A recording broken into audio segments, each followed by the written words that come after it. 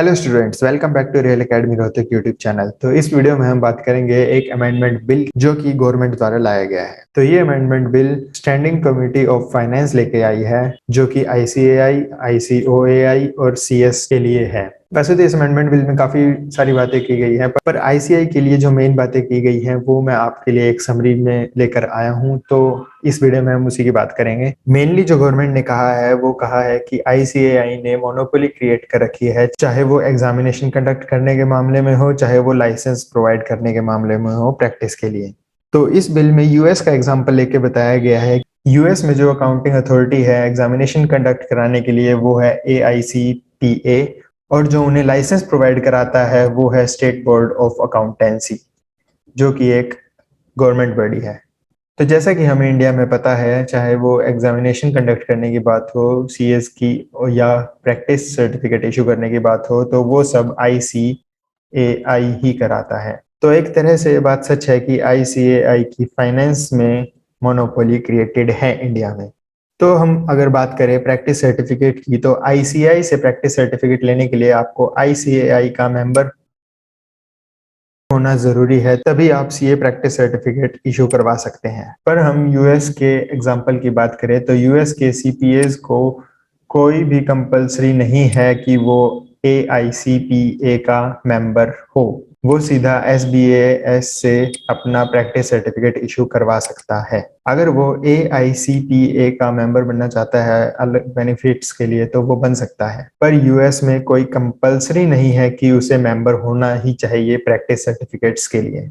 तो इस बिल में आगे हम बात करें तो एक सजेशन भी दिया गया है, जो कि है एक अलग अथॉरिटी बनाने का, IIA, जिसको हम कह सकते हैं इंडियन इंस्टीट्यूट ऑफ अकाउंटिंग। जैसे कि IIMs और IITs हैं मैनेजमेंट और टेक्नोलॉजीज के लिए, तो वैसे ही एक और सजेशन दिया गया है कि IIA अकाउंटिंग के लिए भी एक अलग इंस्टीट्यूट बनाना चाहिए, जो कि कोर्सेज प्रोवाइड कराएगा, चाहे वो अंडर ग्रेजुएशन कोर्स हो, चाहे वो पोस्ट ग्रेजुएशन कोर्स हो, चाहे वो PhD कोर्सेज हो। तो इस कोर्सेज में वो cost accounting, auditing, tax, law, business studies, organisational behaviour, management and governance and public administration, technology और एक्सेट्रा, ये सभी सब्जेक्ट्स में अपनी अपनी स्पेशलाइजेशन को प्रोवाइड कराएगा। तो बात करें हम इसके एडमिशन की, तो इसमें एडमिशन लेने के लिए नेशनल एंट्रेंस टेस्ट ही होगा, जो कि आप 12th के बाद दे सकते हैं।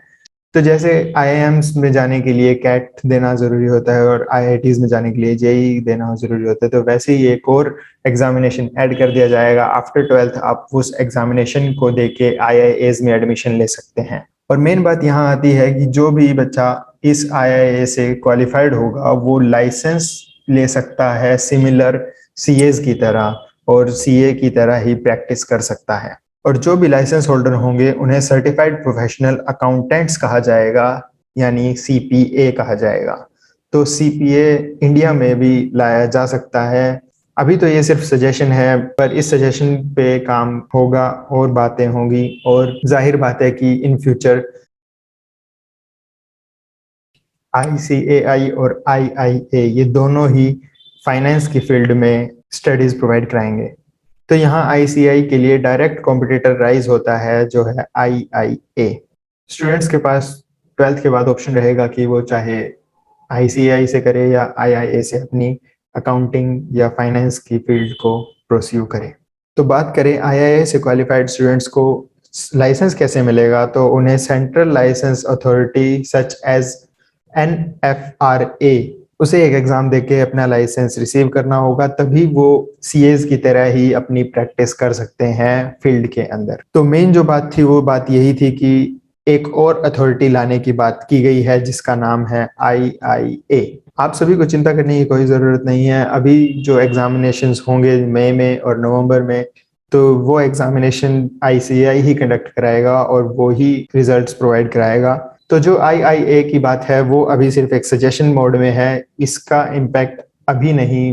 तो जैसे ही इसमें कोई और इंफॉर्मेशन आती है हम आपको जरूर बताएंगे हमारे टेलीग्राम और हमारे यूट्यूब चैनल के थ्रू। तो मैं श्योर आप हमारे टेलीग्राम चैनल भी ज्वाइन कर लें और यूट्यूब चैनल को भी सब्सक्राइब कर लें। तो इस वीडियो के लिए बस इतना ही, मिलेंगे आपसे किसी और नए अपडेट्स के साथ। Thank you.